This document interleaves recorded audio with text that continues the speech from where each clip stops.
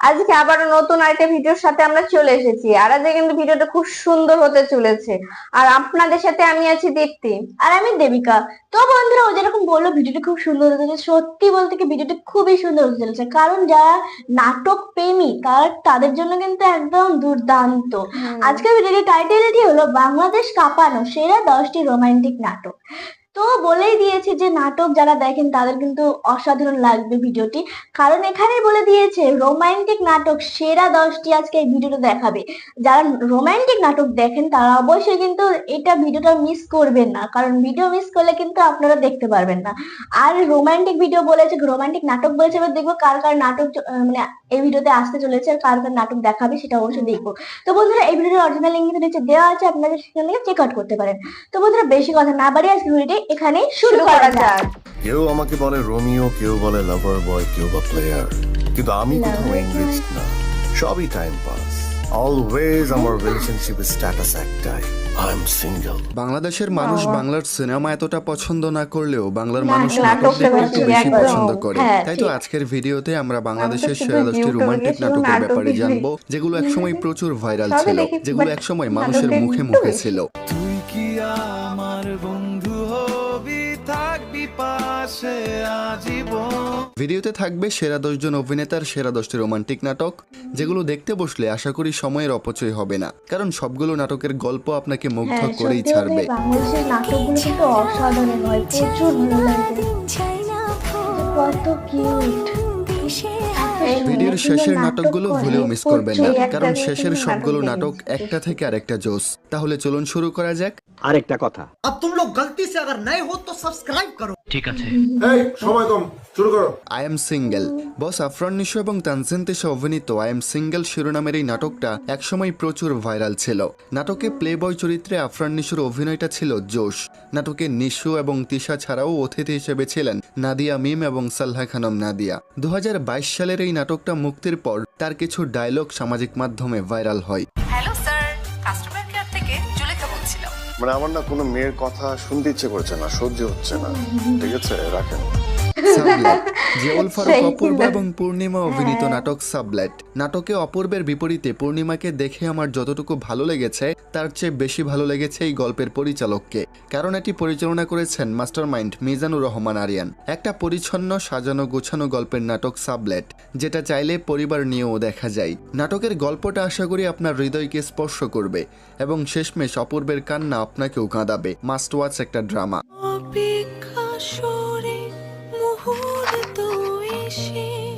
বালক বালিকা। 2021 সালে ফারহান আহমেদ জোবান এবং তানজিন তিশা অভিনীত সেরা নাটক ছিল বালক বালিকা, যে নাটক কাঁদিয়েছিল হাজারো মানুষকে। স্কুল জীবনে হারিয়ে ফেলা করুণ গল্প হয়তো সবার জীবনেই থাকে।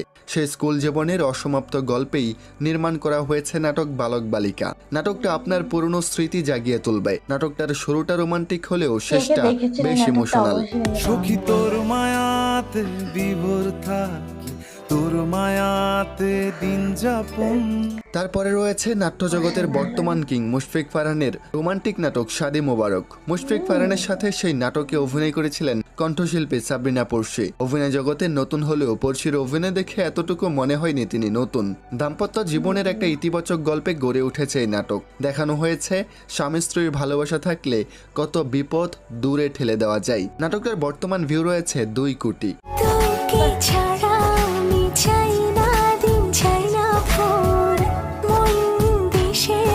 শেষটা অন্যরকম ছিল। মোশাররফ করিম এবং তানজিন তিশা অভিনীত সেরা একটা রোমান্টিক নাটক শেষটা অন্যরকম ছিল।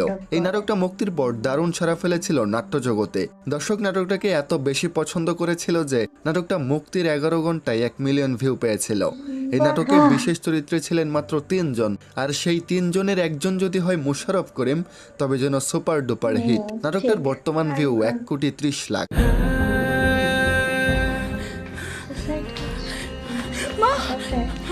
বংশের বাত্তি।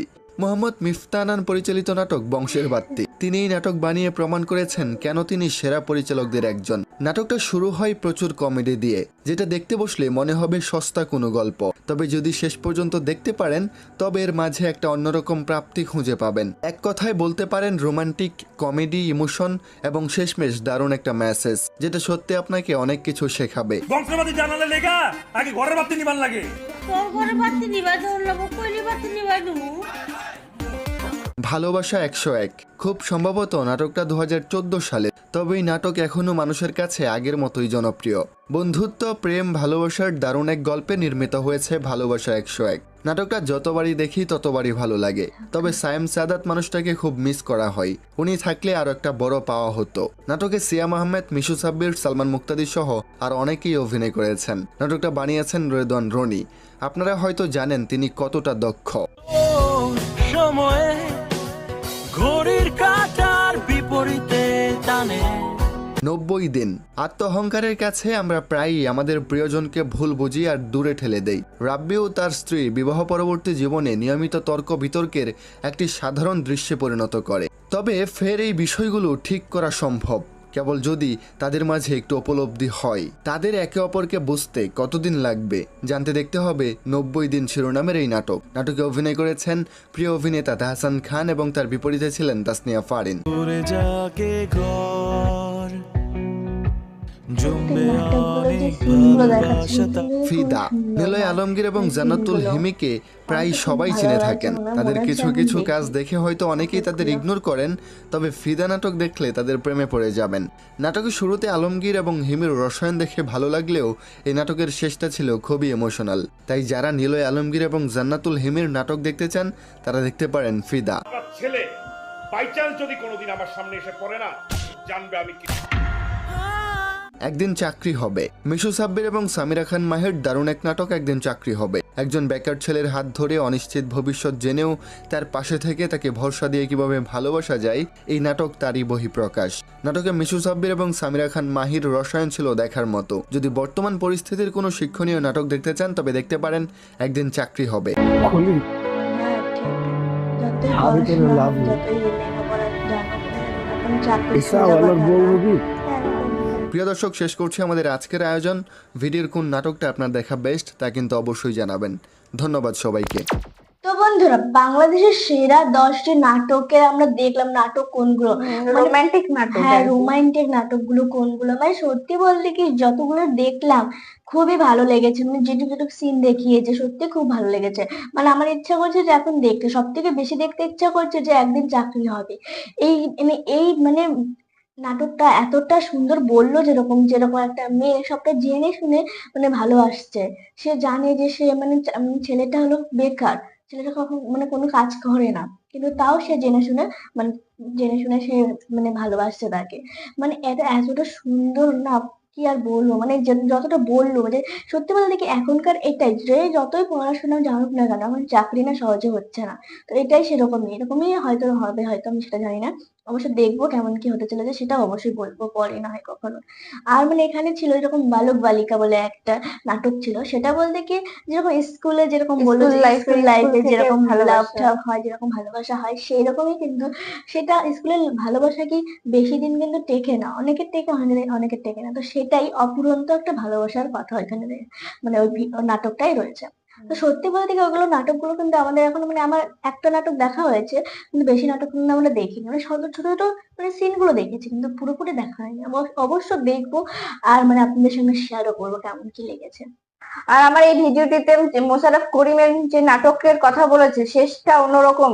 এই মুভিটা এই নাটকটা কিন্তু আমার দেখার খুব ইচ্ছা।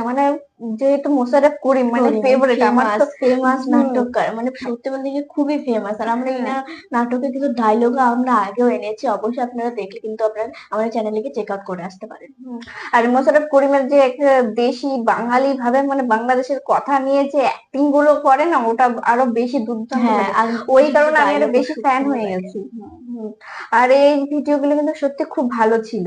আর আপনারা এই নাটক মানে এই 10টি সেরা নাটকের মধ্যে আপনারা কোন নাটকটা দেখেছেন সেটা কিন্তু অবশ্যই কমেন্টে জানাবেন। হ্যাঁ, এই ভিডিওটা কেমন লেগেছে সেটা অবশ্যই কমেন্টে যাবেন। আর আমাদের ভিডিওগুলি কেমন লেগেছে সেটা অবশ্যই কমেন্ট, লাইক এন্ড শেয়ার করে বলবেন। তো বন্ধুরা, যারা আমাদের চ্যানেল এখনো মানে সাবস্ক্রাইব করেননি বা এখন নতুন এসেছেন, তারা অবশ্যই কিন্তু সাবস্ক্রাইবটা করে দেবেন। আর পাশে থাকা বেল আইকনটি অবশ্যই প্রেস করে দেবেন। তো বন্ধুরা, বেশি কথা না বাড়িয়ে আজকের ভিডিওটি এখানেই শেষ করবো। দেখা হবে নতুন একটা ভিডিওতে। তো এখনের জন্য বাই বাই, টাটা।